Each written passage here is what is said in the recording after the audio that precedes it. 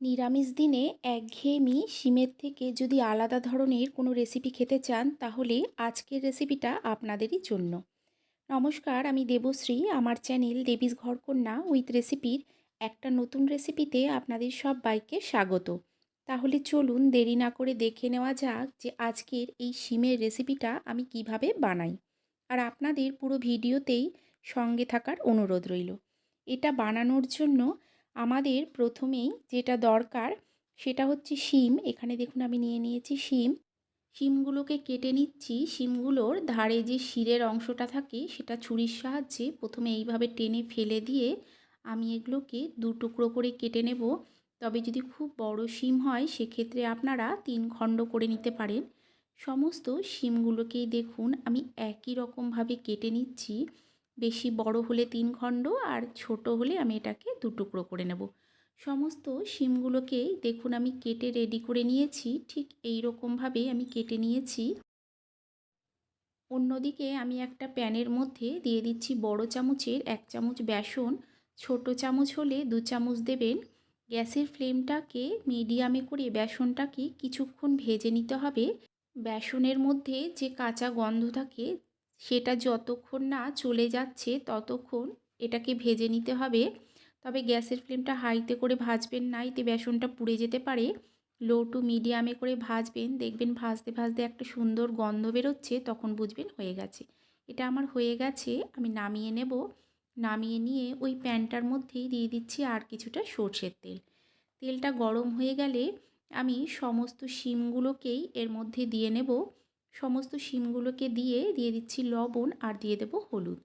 লবণ আর হলুদ দিয়ে প্রথমে শিমগুলোকে খুব ভালো করে মিশিয়ে নিতে হবে এই লবণ আর হলুদের সঙ্গে।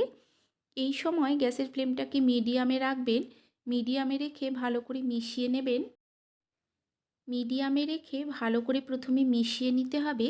মিশিয়ে নিয়ে গ্যাসের ফ্লেমটা লো টু মিডিয়ামে করে এটাকে ভেজে নিতে হবে। তবে এই শিমগুলো ভাজার সময় হাইতে করে ভাজবেন না, এতে কী হবে শিমটা অনেক সময় পুড়ে যায়। আর পুড়ে গিয়ে যদি কালো হয়ে যায় তখন কিন্তু আর খেতে ভালো লাগবে না।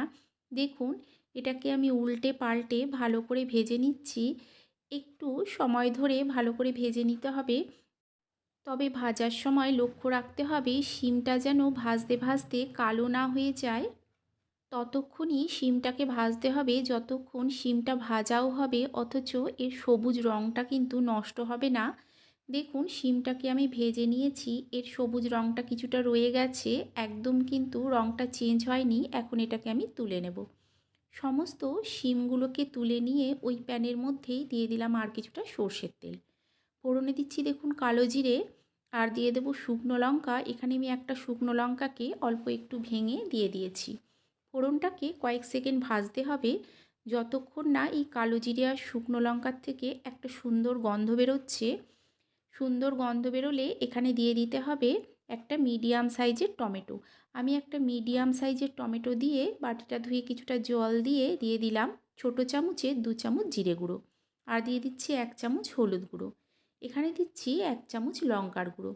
দিয়ে সমস্ত কিছুকে খুব ভালো করে মিশিয়ে নিতে হবে।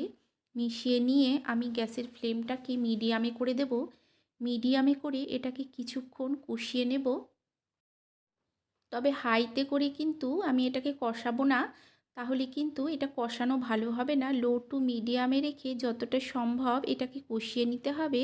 আমি 5 মিনিটের মতো দেখুন এটাকে কষিয়ে নিচ্ছি। এখন এতে দিয়ে দেব আমি ভেজে রাখা বেসনটা। সমস্ত ভেজে রাখা বেসনটাকে দিয়ে এই মশলার সঙ্গে মিশিয়ে নিতে হবে।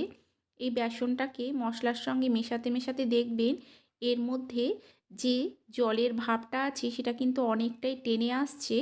বেসনটা এটা অনেকটা টেনে নিচ্ছে, একটু শুকনো হয়ে আসবে এই মশলাটা। মশলাটাকে আরও কিছুক্ষণ কষাতে হবে। এখন এতে দিয়ে দিচ্ছি দেখুন স্বাদ অনুযায়ী লবণ আর দিয়ে দেব মিষ্টি। মিষ্টিটা দেবেন, খেতে ভালো লাগবে। সমস্ত কিছুকে দিয়ে একসঙ্গে ভালো করে মিশিয়ে আমি এটাকে আরও কিছুক্ষণ কষিয়ে নেব যতক্ষণ না সমস্ত মশলার কাঁচা গন্ধটা সম্পূর্ণভাবে চলে যাচ্ছে আর এর থেকে তেলটা আলাদা হয়ে চলে আসছে, ততক্ষণ এটাকে কষাতে হবে। গ্যাসের ফ্লেমটাকে লো টু মিডিয়ামে রেখেই এটা কষাতে হবে। এর মধ্যে যে বেসনটা আছে সেটার স্বাদটা কিন্তু এই রেসিপিতে ভীষণ ভালো লাগে। দেখুন আমি মশলাটাকে বেশ কিছুক্ষণ কষিয়ে নিয়েছি, এর তেলটাও আলাদা হয়ে চলে এসছে আর কাঁচা গন্ধটাও চলে গেছে। এই সময় এখানে দিয়ে দিতে হবে যে শিমগুলোকে আমি আগের থেকে ভেজে রেখেছিলাম, সেই শিমগুলো। সমস্ত শিমগুলোকে আমি দিয়ে নেব, দিয়ে মশলার সঙ্গে মিশিয়ে শিমটাকে আরও কিছুক্ষণ কষিয়ে নিতে হবে।